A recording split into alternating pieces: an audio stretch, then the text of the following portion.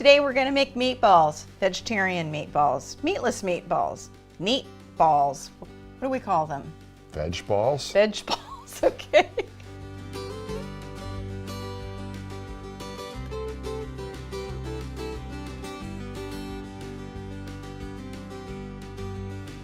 It's a perfect meat eater's delight because even our most carnivorous friends like these meatballs. And they're not meatballs, they're actually veggie balls, and they're delicious. Here's how we make them. I'm going to give a nod to Sam the cooking guy. He's clearly not a vegetarian, but he does a lot of real fast, fun things.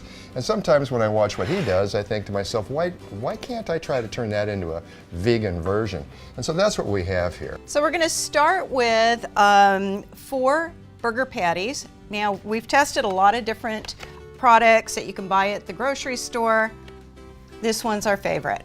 This one has good texture, it breaks down nicely. It's a lot more like a ground beef, actually more like a ground sirloin, really. So it has a great texture for a meatball. This particular product line is so popular now, not only can you find it in most of your grocery stores, you can also get it at a lot of fast food restaurants. And what we're doing here is we're doing Italian style meatballs. So this is field roast Italian sausage. This is a vegan product.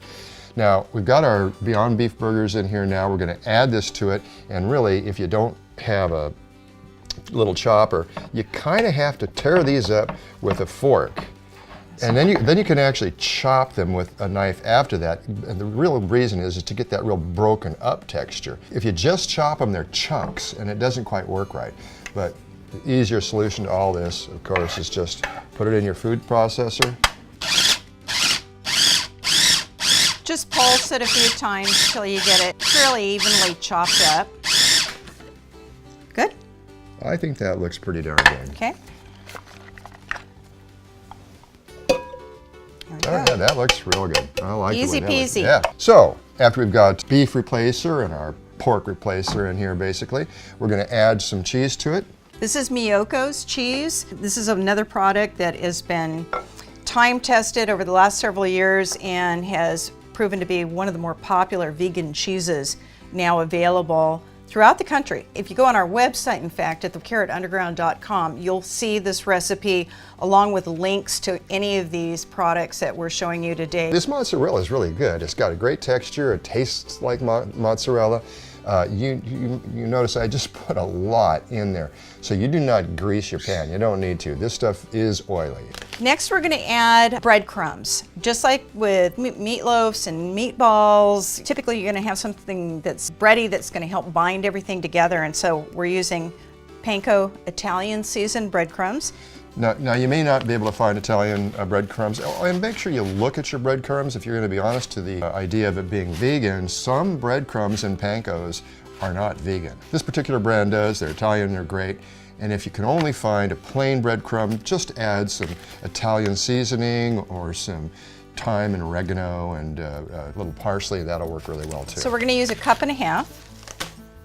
Give it a little color. Little color, and actually this flavor. gives it a little flavor too. And again, if you were doing this as a Mexican meatball, you could use cilantro instead, and just that little twist makes a big difference. So this is 1 cup of chopped Italian parsley. And then you also, to help bind it and hold it all together, traditionally, people use eggs. We like to use egg replacer. In this case, we're using this particular type. It's a powdered egg replacer. Just follow the instructions on how to mix it. It's just combined with a little warm water. And you need the equivalent of 3 eggs.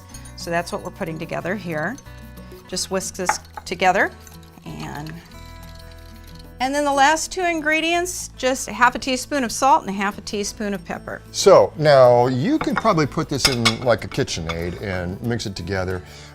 Or if it were me, I'd use a big old spoon and stir it up. Well, you could do that, but quite frankly, I like to use my hands. He Now, loves I've to washed get his my hands hands really dirty. well. This is a little bit like ceramic. So I'm just going to get in there and get all these guys mixed in here together. So what we're going to do with this batch is we're going to make 2 different sizes because there's different things you might want to do with your meatballs. You could use them in a spaghetti or in a soup. But you might want to make sliders, and so those would be larger. So we'll make 2 different sizes of these. And what we'll probably have to do is pull the slightly smaller veggie balls out of the oven first. Pretty and good? these freeze really well, so if you have more than you're ready to serve in one evening, put them in the freezer. Does that feel good? Yeah, it feels good. You can sculpt with it. You can sculpt with it. So I'm going to turn this out onto the board and work it just a little bit more. It's not bread dough, so don't worry about overworking it. Okay, good. And you can see the cheese still needs to be mixed in a little bit better. And the other reason that I just might as well do this with my hands is because I got to make the meatballs with my hands too. So looks like it's holding together pretty good. So that's about the consistency it should be. You love playing with your food. I do. So the way I do this, is if I was going to make one size meatballs, I would just make obviously equal size portions here. I try to kind of get this squared up as good as I can. Scooch it over here, and that will make our big old slider. So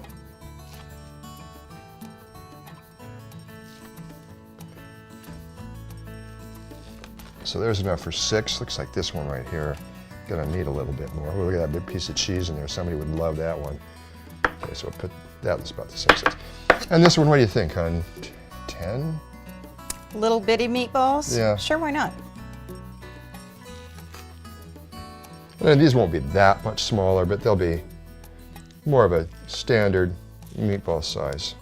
Now again, the Miyoko's cheese is very oily. You do not need to grease your pan. You don't need to use any parchment. And you just roll them into balls.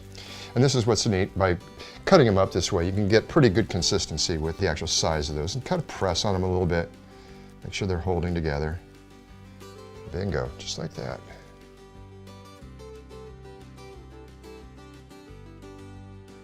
The meatballs are now going to go into a 425-degree oven for about 20 to 25 minutes. So 25 minutes later, and the meatballs, both the small ones and the larger ones, are, I think, cooked to perfection. Yeah, they look fantastic. They look great. I didn't mix the cheese in quite as much as I often do, but it's kind of fun because it's actually oozing. I love that. It's oozing out of these. It's oozing. Bad boys. It's almost like they're stuffed meatballs. So let's put a couple here on a plate. You can serve these any way you want, but I think, really, frankly, one of the best ways to have them is just very basic with a little marinara. This is a veggie marinara.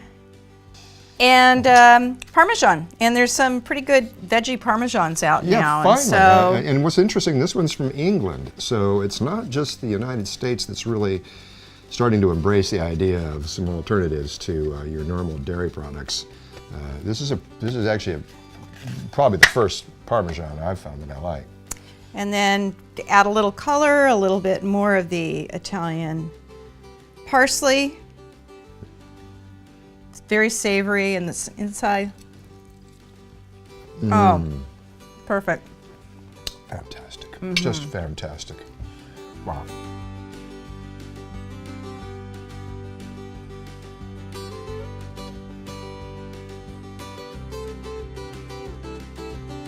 Are we supposed to just keep chowing down on these? Yeah, well, I can't help myself. They're that good. Oh my God. Okay.